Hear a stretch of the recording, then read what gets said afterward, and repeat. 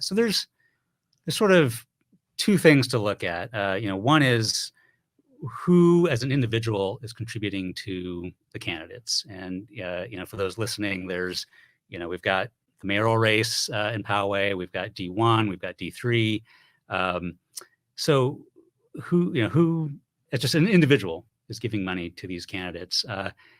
And all candidates have to file, regular filings, and they kind of change in frequency as you get closer to the election. And so these are all public; they're all available on the City of Poway's website. And I took a look at some numbers there. Let me share those with you. So it's kind of interesting. Typically, you will expect that some individuals from outside of Poway are going to contribute to candidates, right? Candidates have friends and family and have built contacts and relationships. Sure. And so kind of what we're seeing on average is 60%, 70% of your contributions as a candidate, if you're a Poway City Council candidate or a mayoral candidate, are coming from within Poway. And that seems to be normal. And, the max in Poway is $250. That's all that anybody can donate individually to a candidate. Interestingly enough, when you do the numbers, Brian Pepin, who is running as a Republican in District 1 against Hiram Soto, his filings, and he started raising money over a year ago. I mean, He started raising money, sometime last fall, I think. His filings consistently are people from outside of Poway. In fact, I was looking at the numbers, and I don't have these exact, but I think it's like roughly 28 or 30 of his individual contributors are from Poway, and 102, or no, I take that back. I think 50 something contributors from Poway and 275 are from outside of Poway. So wow. That's I think 16, 17% are within Poway. The rest are all from outside. Even Mayor Vaus, I think, is about 42% are from Poway and the rest are outside. Now, I mean, both Vaus and Pepin have had careers outside of Poway. They have Vaus ran for supervisor at the county level. Pepin used to work with Kevin Faulkner at San Diego City Council. He was the president of the Lincoln Club, big San Diego PAC for a while. So it's not unexpected that they're going to know people outside of Poway, but it is surprising to see that somebody running in the city of Poway, their individual contributors aren't really coming from Poway. Yeah, that's amazing. And to your point, yeah, I think some of the candidates, especially those that are incumbents or that are well connected, have relationships with their political party and a lot of other kinds of donors. But you normally think of, we're just little old Poway. We're the city in the country, and we're sort of this little isolated thing. But there's a lot of people that have interests here. Now, from a financial percentage breakdown, how does that work out? Is it still a similar ratio? And when you look at the money? No. So yeah, I'm glad you brought that up. So as I mentioned, Brian Pepin started raising money last fall.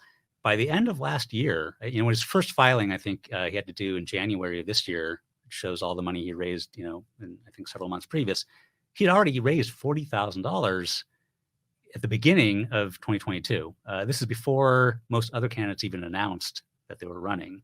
So he had $40,000 from individual contributors in his account, ready to go at the beginning of the year, which I don't think that we've ever seen in Poway. City council races, especially once we went to districts, a district is, I don't know, around 5,000, 7,000 households or voters, if I'm remembering that correctly. It's not, these are not very big places. Even Poway as a whole, as we know, right? Getting up to 50,000 residents, that's only 32,000 voters. So that was definitely a big surprise. At this point, I believe that Brian Pepin has raised $70,000 from individual contributors. 70,000, right? Yeah, and a typical, what we've seen in districts is $10,000 to $15,000 amount is what a candidate's likely to raise and spend. So to have $70,000 at this point in the campaign is just a huge sum of money for sure. Some of the others, I think, so his Democratic opponent, Hiram Soto, I think he's raised about $17,000 at this point. Delta Esparza, who is running for mayor, has raised about, I think, 8,000. I don't have those numbers in front of me. Those are going off the top of my head. Mhm. Mayor Vaus, I believe, has raised 40,000, if I'm not mistaken. But again, he's been mayor for a while. He ran for supervisor. He's the incumbent. Let me see who else. I think Kevin Juza. So District 3. I think Kevin Juza has raised around 8,000, if I'm remembering correctly, and thinking that Peter DeHoff, I think, was around 5,000. So that just gives you a sense of kind of what the I would see D3 is a little bit more of a typical district race in Poway, and the amount that is raised and needed to run a campaign. And so those dollar amounts can only be given in $250 maximum donations. Right. So to generate $70,000, that's Right. like you said, over 200 donors. Yeah. That's amazing. Yeah. And are these candidates, like Mayor Vaus and Brian Pepin, are they spending all of that money, or are they just kind of amassing a war chest for maybe the future? Yeah, no. So the filings. So California does, I think, a really good job in requiring detailed financial reports. Not only what candidates are bringing in, but where are you spending that? What are you spending it on? And so you can, like I said, these are available to the public. They're online. These candidates file with the Poway City Clerk, and they put them online, within a couple of days.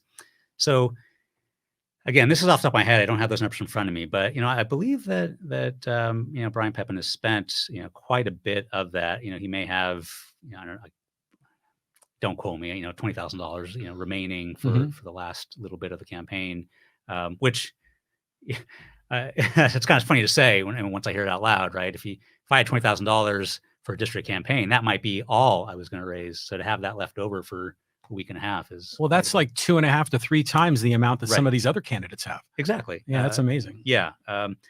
So yeah, that's definitely, District 1 is definitely getting a lot of attention. There's a lot of money.